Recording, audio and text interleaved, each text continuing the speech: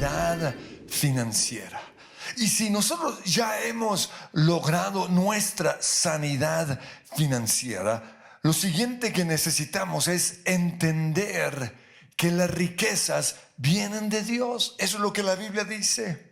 En Deuteronomio capítulo 8, versículo 6 dice: obedece los mandatos del Señor tu Dios, pues Él te lleva a una buena tierra. Dios quiere darnos una tierra buena. Aquí habla de arroyos, lagunas, manantiales, trigo, vides, higueras, aceite de oliva.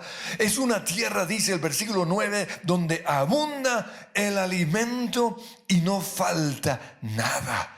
Es una tierra en donde el hierro es tan común como las piedras y hasta el cobre abunda en las colinas. Sin embargo, dice el versículo 11, ese es el momento cuando debes tener mucho cuidado. En tu abundancia, ten cuidado de no olvidar al Señor. Pues cuando te sientas satisfecho y hayas prosperado y edificado casas hermosas, y cuando haya aumentado tus rebaños y tu ganado, tu plata y tu oro, ten mucho cuidado, no te vuelvas orgulloso. No olvides que Dios te guió. Él fue quien te dio el agua, Él te alimentó, y todo esto lo hizo para que nunca se te ocurriera pensar: he conseguido toda esta riqueza con mis propias fuerzas y energías. No, acuérdate del Señor. Él es quien te da las fuerzas para obtener riquezas. Él es quien nos da la unción para prosperar. ¿Por qué? Porque las riquezas vienen de Dios. Y debe quedar muy claro que Dios quiere que tengamos riquezas. Porque muchos tienen la idea de que las riquezas son malas. Pero yo quiero hacerle esa pregunta: ¿usted cree que son malas? O sea, ¿para usted es mejor no tener riquezas o tener riquezas?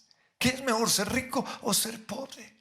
Lo que pasa es que algunos han tomado un versículo, solo una parte de un versículo, y es Mateo 5:3, donde dice: bienaventurados los pobres, pero ahí no se acaba el versículo. Dice: bienaventurados los pobres en espíritu. No tiene nada que ver con riquezas, sino que habla acerca de aquellos que tienen hambre de más del Señor, que espiritualmente anhelan más de Dios. En ningún lugar en la Biblia dice que las riquezas sean malas. Lo que dice en 1 Timoteo 6:10 es que el amor al dinero es la raíz de toda clase de males. Lo malo no son las riquezas, sino amarlas. Jesús también habló del engaño y las riquezas. En Mateo 13:22, ahí habla acerca del cristiano que recibe la palabra, que cayó entre espinos. Pero dice que las preocupaciones de esta vida y el engaño de las riquezas ahogan la palabra. Lo malo es cuando las riquezas ahogan la palabra del Señor. También cuando Jesús habló con el hombre rico, el muchacho rico, recuerden que le dijo que diera todas sus riquezas a los pobres. Él no lo hizo porque sus riquezas hubiesen sido malas. No, Él lo hizo porque el problema del joven rico era que confiaba en las riquezas. Por eso cuando ya el joven rico se fue, Jesús dijo en Marcos 10:23, es muy difícil para aquellos que confían en las riquezas entrar en el reino de Dios. No es para el que tenga riquezas, sino para el que confía en las riquezas. La Biblia también nos advierte acerca del peligro de olvidar a Dios por dedicarnos a disfrutar las riquezas, por ir al club, por viajar y todo eso. Nos olvidamos de Dios. Dice en Deuteronomio 8:11, en tu abundancia ten cuidado de no olvidar al Señor tu Dios. La Biblia también dice que la codicia, la avaricia y la tacañería son pecados. Dice en Colosenses 3:5, no sean avaros. Y en Job 31:17 dice, he sido tacaño con mi comida o me he negado a compartirla con los huérfanos. No hay ningún lugar en donde diga que las riquezas sean malas. Y si usted cree que son malas, regálemelas, que yo le quito ese problema. Las riquezas son una bendición. Lo que pasa es que con respecto a las riquezas tenemos dos caminos. Uno es creer que la prosperidad depende totalmente de nosotros. Que si yo quiero ser rico, me toca estudiar duro, trabajar duro, tener carisma, caerle bien a ciertas personas, tener palancas o contactos, tener una buena capacidad mental. Y cuando eso sucede, decimos lo que dice Deuteronomio 8:17. He conseguido toda esta riqueza con mis propias fuerzas y energías. Entonces, ese es un camino que nos va a alejar de Dios. Porque Jesús dijo, nadie puede servir a dos amos. No se puede amar o servir a Dios y a la vez al dinero. Pero esto sucede cuando creemos o elegimos el camino de que las riquezas dependen de mí. El otro camino es que las riquezas vienen de Dios. Y en Deuteronomio 8:18 dice, acuérdate del Señor. Él es quien te da las fuerzas para obtener riquezas. Entonces, la Biblia nos muestra claramente este segundo camino, que las riquezas vienen es de Dios. Primera Crónicas 29:12 dice, la riqueza y el honor solo vienen de ti, porque tú gobiernas todo, el poder y las fuerzas están en tu mano. Y en Eclesiastés 5:19 dice, es algo bueno recibir las riquezas de parte de Dios. Y el Señor dice en el Salmo 50, versículo 10, todos los animales del bosque son míos. Y yo soy el dueño del ganado, porque mío es el mundo entero y todo lo que hay en él. Y en Ageo 2:8 el Señor dice, la plata es mía y el oro también. Y en 1 Samuel 2:7 dice, el Señor hace a algunos pobres y a otros ricos. Pero luego dice, porque algunos estarán diciendo, es que a mí me hizo pobre. Miren lo que sigue diciendo. El Señor levanta al pobre del polvo y al necesitado del basurero y lo pone entre los príncipes y los sienta en los mejores lugares. Entonces, ¿no creen ustedes que llegó el momento de creer que Dios va a hacer que yo y que usted sea hecho rico por Dios? Proverbios 10:22 dice, es la bendición del Señor la que enriquece y no le añade ninguna tristeza. Y en Filipenses 4:19 dice que Dios suplirá todo lo que necesitan de las gloriosas riquezas que Dios nos ha dado por medio de Jesús. Y en Santiago 1:12 dice, todo lo bueno y perfecto proviene de parte de Dios. Las riquezas son un regalo de Dios y tenemos que empezar a creer eso, porque las riquezas se reciben así como recibimos también la salvación o recibimos la sanidad. Es algo que recibimos por gracia. Pero esto solo sucede cuando entendemos que de Dios vienen las riquezas, pero no solo eso, sino que Él quiere que seamos ricos. Él es un papá bueno que quiere prosperarnos. En el Salmo 103, versículo 1 dice, alaba alma mía al Señor y no olvides ninguno de sus beneficios. Y empieza a mencionar los beneficios. Él perdona tus pecados y sana tus dolencias, rescata tu vida del sepulcro. Pero luego en el versículo 5 dice, y colma de bienes tu vida. Estoy tratando con este mensaje de romper algunos mitos que algunos tienen. Dios nos sacia de bienes, porque las riquezas vienen del Señor. Pero lo que sí tenemos que preguntarnos es lo siguiente: yo, ¿para qué quiero riquezas? Porque ahí está el problema. ¿Cuál es mi motivación detrás de querer riquezas? Porque una opción es almacenarlas, tener muchas propiedades, tener casas enormes e impotentes, carros suntuosos, ropa lujosa, joyas. Pues, ¿qué dijo Jesús al respecto? En Lucas capítulo 12, versículo 51, él dijo, tengan cuidado con toda clase de avaricia, porque la vida no se mide por cuánto tienen. Yo creo que ese oropel de Jorge Villamil se equivocó. ¿Recuerdan? Amigo, ¿cuánto tienes? ¿Cuánto vales? Principio de la actual filosofía. No, no es. Mi valor no depende de cuánto tengo. Lo dice la Biblia. Y luego Jesús les contó una historia. Dijo, hey, un hombre rico tenía un campo fértil que producía buenas cosechas. Y entonces dijo, ¿qué debo hacer? Y aquí vemos los dos caminos, dos opciones. ¿Qué debo hacer? No tengo lugar en donde almacenarlos. Pero luego pensó, se fue por el camino equivocado. Voy a tumbar mis graneros viejos y voy a construir unos más grandes, porque allí tendré lugar suficiente para almacenar. Luego me pondré cómodo y diré, amigo mío, tienes almacenado para muchos años.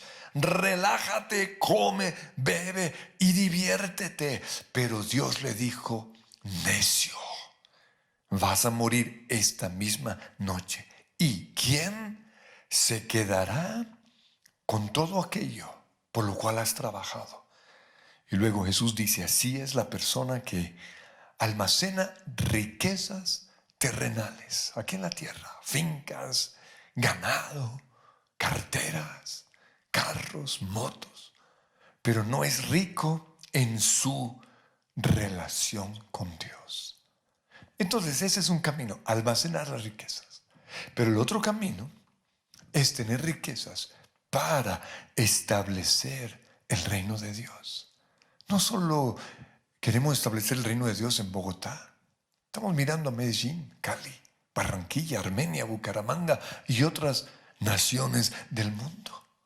Mateo 6:33 dice, busquen primero el reino de Dios y todo lo demás les será añadido. Entonces, si elegimos este camino, lo que necesitamos es apenas lo suficiente para servir a Dios. No preocuparnos del futuro.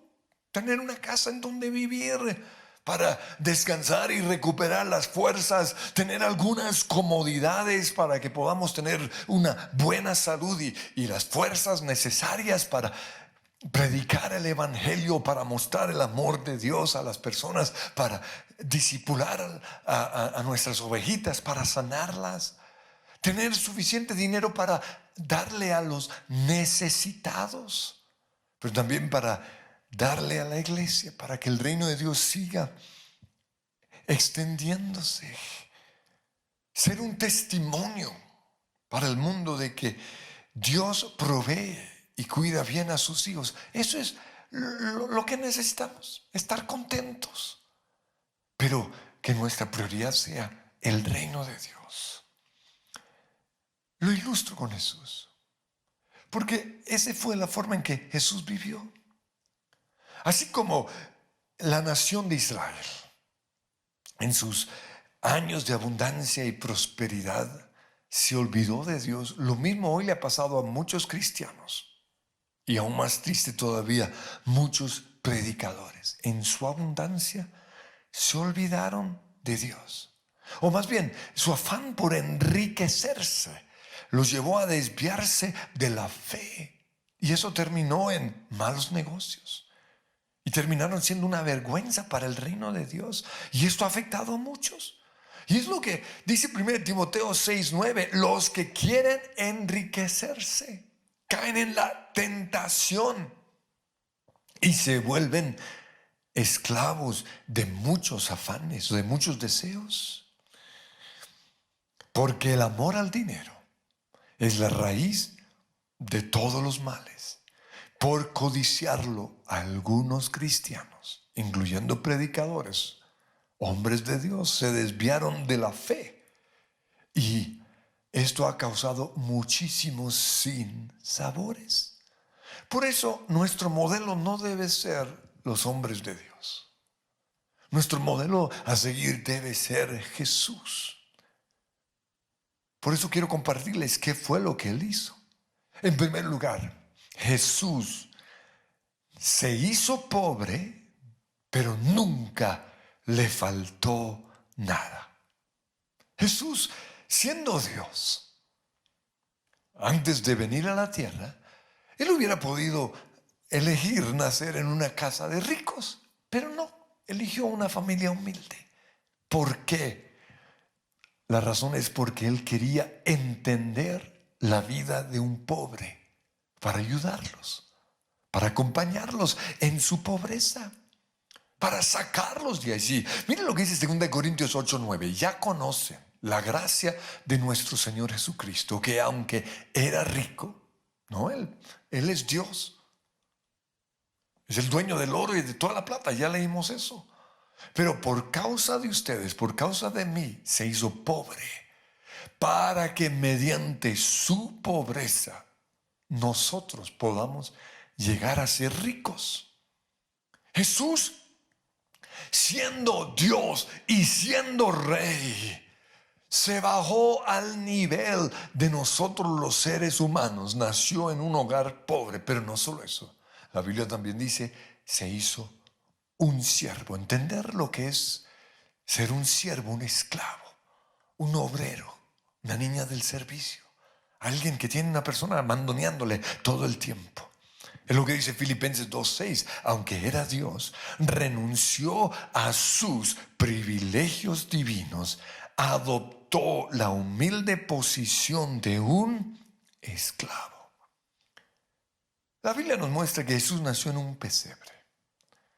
La Biblia también nos muestra que fue el hijo de un humilde carpintero. Esto nos muestra que Jesús no tuvo mucho en la niñez. Todos los demás venían con ropa de marca. O donde estudiaban tenían ropa de marca. Jesús no. Todos tenían lo último en tecnología. Jesús no. Y sabemos que Jesús nació en una casa con pocos recursos, porque cuando Él fue presentado ante Dios en el templo, la ofrenda que dieron fue la ofrenda que se daba cuando alguien era pobre. Mire, Lucas 2:24 dice, así que ellos, no, sus papás, María y José, ofrecieron el sacrificio requerido en la ley del Señor, que consistía en un par de tórtolas o 2 pichones de paloma. Si vamos al Antiguo Testamento y buscamos cuál era la ley del Señor, lo encontramos en Levíticos 2, versículos 6 y 8. La mujer deberá llevar un cordero de 1 año como ofrenda. Pero luego dice, si a la mujer no le alcanza la platica para comprar un cordero, pues que lleve 2 tórtalas o 2 pichones de paloma. Eso fue lo que llevó María. Lo cual nos muestra que Jesús fue de cuna pobre. Pero, aunque Él vino de una casa humilde, vemos que tuvo abundancia. Y sabemos que tuvo abundancia porque tuvo un tesorero. Aunque lo traicionó, fue su tesorero. ¿Para qué? Para administrarle su dinero. Entonces esto nos muestra que Jesús tuvo dinero para su ministerio, para pagarse sus viajes, para pagar los hoteles o el lugar en donde se quedaba con los discípulos, para darle de comer a los discípulos. No solo eso, lo vemos aún pagándole los impuestos a Pedro. Jesús tenía lo que yo llamo unción de prosperidad. ¿Y por qué lo sé?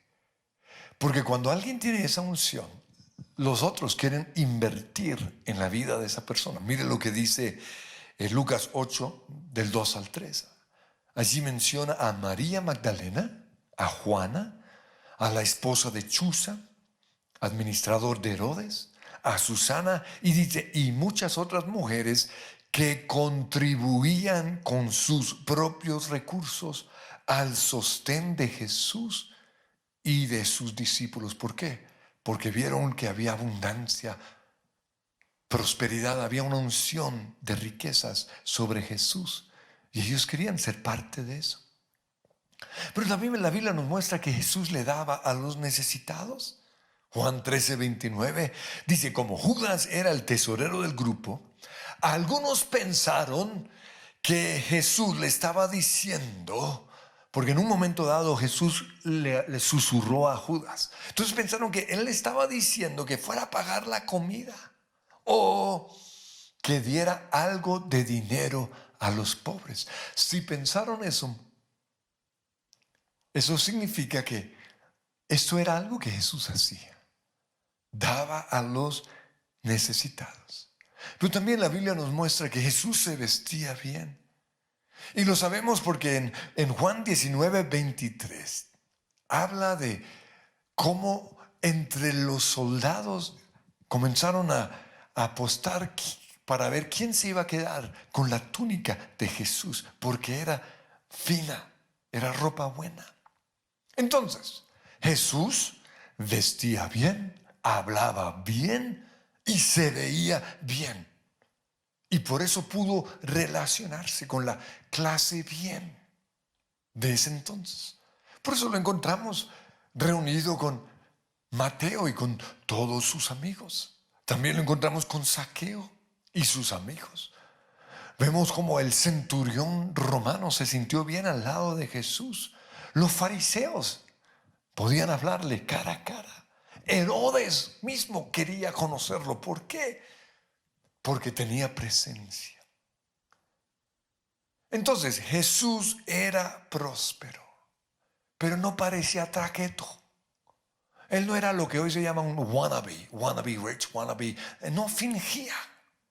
Él no lo encontramos montado sobre caballos de Persia, ni con joyas así grandotas exhibiendo la riqueza, ni con ropa estrafalaria, ni con siervos todo el tiempo atendiéndolo. No, Jesús era próspero, pero no parecía traqueto.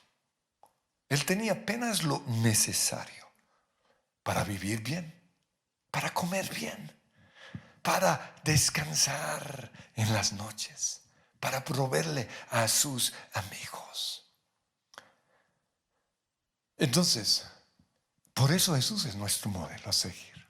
Él fue próspero, pero su prosperidad no se mide por que vivía en un gran palacio, ni porque tuviese cosechas o ganado, ni por tener mucho dinero, no. La prosperidad de Jesús se mide porque no le faltó nada. Y eso es prosperidad. Que no nos falte nada. O mejor, que estemos contentos con lo que tenemos. A mí cuando me dicen, ¿usted qué más quiere? Yo digo, pues no, yo estoy contento. No, o sea, Dios me ha dado más de lo que quiero. Yo soy un hombre próspero. Y así fue Jesús. Yo quiero que hoy creamos que Dios quiere bendecirnos, que Él quiere darnos riquezas, pero como lo que tuvo Jesús. Por eso yo invito a que cierren ahí sus ojos. Y yo te pido, Señor, que hoy muchos paradigmas, muchos mitos que hemos creído, con respecto a la riqueza se vayan de nuestras vidas. Y que podamos saber que tú quieres que seamos prósperos. Tú quieres, Señor, sacarnos de este desierto financiero. Tú quieres decirle a aquel que ha estado preocupado por lo que va a pasar después con respecto a su trabajo. Tú quieres decirle, hey, todo va a salir bien si yo soy tu proveedor.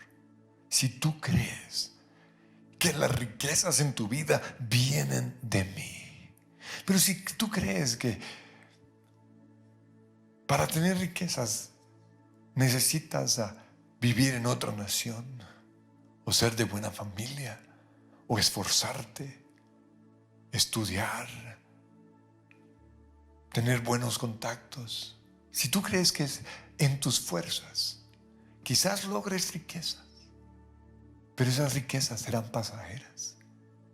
Pero si tú decides creer que las riquezas vienen de mí, que yo soy tu Dios, tu proveedor, que yo estoy contigo, que nada te va a faltar, que yo soy el buen pastor y que yo te guío y que yo voy a preparar una mesa delante de ti en presencia de tus angustiadores y que el bien y la misericordia te va a seguir todos los días de tu vida porque yo soy tu proveedor. Entonces hoy puedes descansar. Y Señor, yo te pido que en este preciso momento podamos poner nuestra confianza en ti y recibir por gracia las riquezas que vienen de ti, tu favor. Y Espíritu Santo, diles que todo va a salir.